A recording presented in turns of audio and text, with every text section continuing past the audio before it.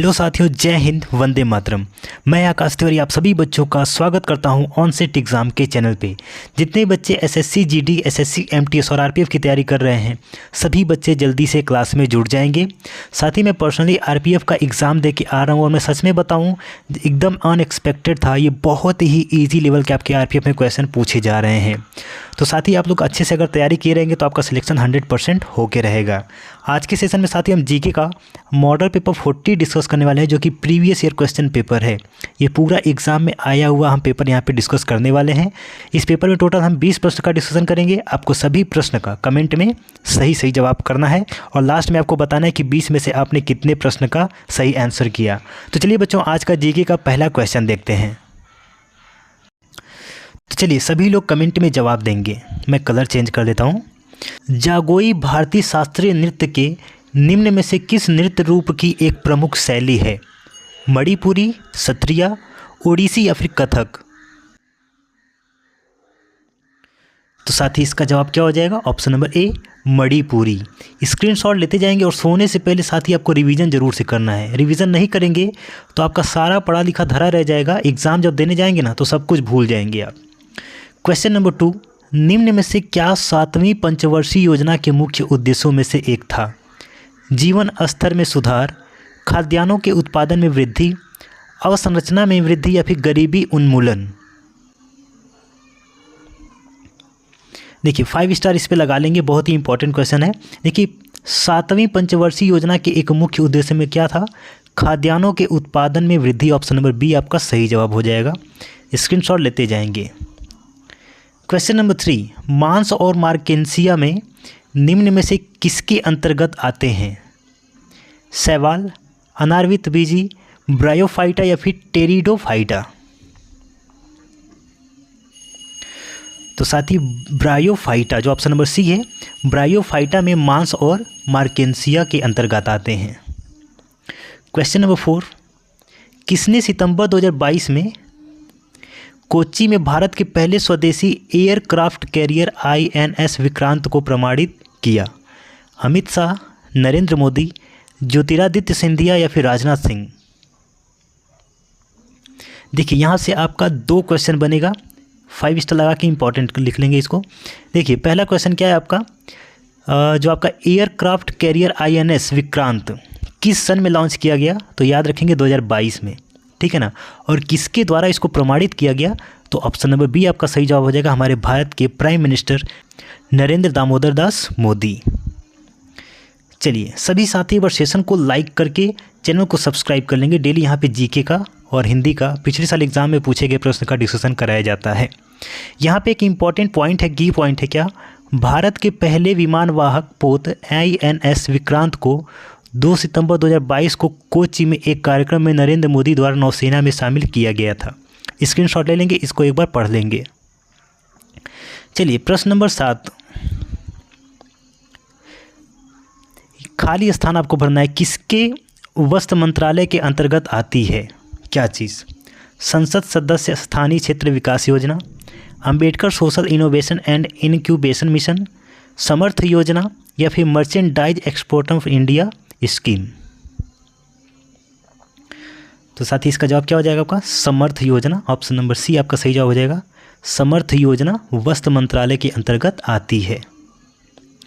Question number 8, निम्न में से किस मौर्य राजा के, ध्यान रखेंगे पिछले साल एग्जाम में सब पूछा गया प्रश्न है ये, निम्न में से किस मौर्य राजा के शासनकाल में कलिंग युद्ध लड़ा गया था?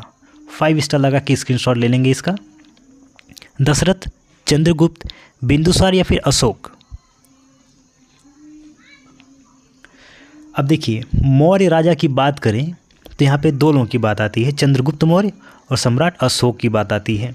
तो देखिए चंद्रगुप्त को यहाँ पे हम नहीं लगाएंगे, अशोक, सम्राट अशोक के शासनकाल में कलिंग युद्ध लड़ा गया था। अब देखिए दशरथ तो होंगे नहीं, ये तो रामायण के हो जाएंगे, बिंदुसार भी नहीं होगा, ठीक है ना। चलिए क्वेश्चन नंबर 9, छोटा करना पड़ेगा आपको, ऑप्शन बराबर दिखे।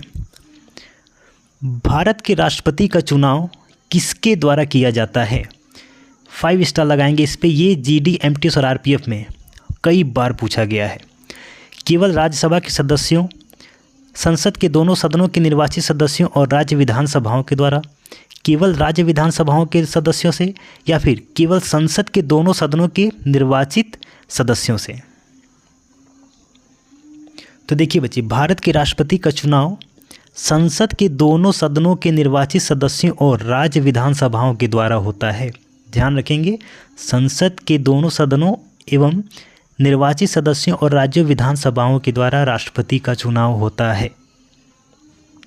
चलिए क्वेश्चन नंबर 10। तपन कुमार पटनायक ने किस नृत्य शैली में संगीत नाटक अकादमी पुरस्कार जीता है? ये भी 5 स्टार लगा लेंगे। कुचिपुड़ी, ओडिसी, सत्रीय या फिर छऊ? तो छऊ हो जाएगा ऑप्शन नंबर डी।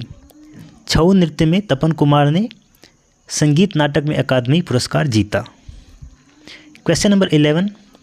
सभी साथी एक बार सेशन को लाइक कर देंगे। आप लोग लाइक नहीं करते हैं, मैं आपसे कुछ नहीं मांगता हूँ, सिर्फ लाइक करके चैनल को सब्सक्राइब कर लीजिए ताकि जब भी क्लास अपलोड हो तो आपको नोटिफिकेशन से सबसे पहले मिल जाए। एक बार शेयर कर देंगे अपने सभी दोस्तों के पास। महात्मा गांधी नई श्रृंखला के 2000 के रुपए में बैंक नोट के पृष्ठभाग पर किसका चित्र है? लाल किला, मंगलयान, सूर्य मंदिर कोणार्क या फिर रानी की वाव?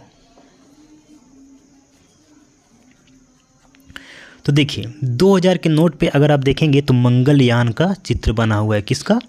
मंगलयान का। चलिए क्वेश्चन नंबर 12। भारतीय संविधान के मूल लेख में कितने अनुच्छेद थे और फिलहाल कितने अनुच्छेद हैं, दोनों आपको बताना है। चलिए 395, 440, 386 या फिर 376? सभी लोग इसका कमेंट में जवाब देंगे। इस पे 10 स्टार लगा के चलेंगे, ठीक है ना। देखिए भारतीय संविधान के मूल लेख में पहले कितने अनुच्छेद थे? 395 हो जाएगा ऑप्शन नंबर ए। और फिलहाल में अगर पूछा जाए कि कितने अनुच्छेद हैं तो आप क्या बताएंगे साथी? 448 बताएंगे। कितना? 448 बताएंगे। चलिए यहाँ पे एक की पॉइंट है, बहुत ही इंपॉर्टेंट है, इसको आप स्क्रीनशॉट लेके पढ़ेंगे। चलिए देख लेते हैं क्या लिखा हुआ है। भारतीय संविधान को 26 नवंबर 1949 को भारत की संविधान सभा द्वारा अपनाया गया था और 26 जनवरी 1950 को प्रभावी हुआ था। भारत के संविधान में मूल रूप से 395 अनुच्छेद, 8 अनुसूचियाँ थीं।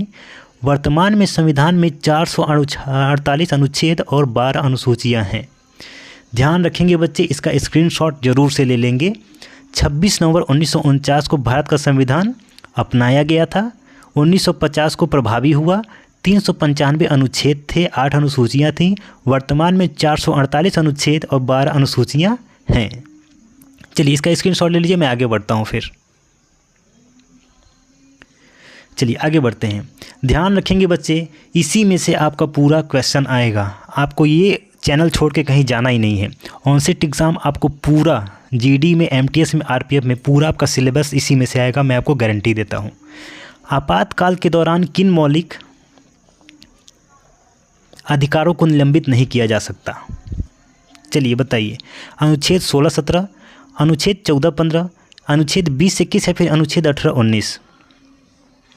देखिए क्वेश्चन क्या था? आपातकाल के दौरान किन मौलिक अधिकारों को निलंबित नहीं किया जा सकता? तो ऑप्शन नंबर सी हो जाएगा, अनुच्छेद 20-21। चलिए अगला प्रश्न देखिए, इसी में जियो मुझे याद कर ले रहा है। कौन सी अक्षांश रेखा भारत के मध्य से होकर गुजरती है जो देश की जलवायु को प्रभावित करती है? मकर रेखा, भूमध्य रेखा, अंटार्कटिक वृत्त रेखा या फिर कर्क रेखा? चलिए 5 स्टार लगा के स्क्रीनशॉट लेंगे इस पे। देखिए जो कर्क रेखा है ये हमारी भारत के मध्य से होकर गुजरती है, ये भी ध्यान रखेंगे, और ये देश की जलवायु को प्रभावित करती है, कर्क रेखा।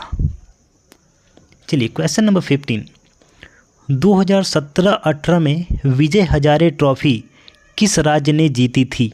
अब देखिए दोस्तों, जो विजय हजारे ट्रॉफी है ना, ये एसएससी से इसका बहुत लगाव है। जितने भी एसएससी वाले हैं, सीजीएल, सीपीओ, एमटीएस, जीडी, इनका एमटीएस सब में बहुत ही ज़्यादा विजय हजारे ट्रॉफी से लगाव है। तो सभी लोग इसका जवाब देंगे कि 2017-18 में विजय हजारे ट्रॉफी किस राज्य ने जीती थी? कर्नाटक, महाराष्ट्र, केरल या फिर उत्तर प्रदेश?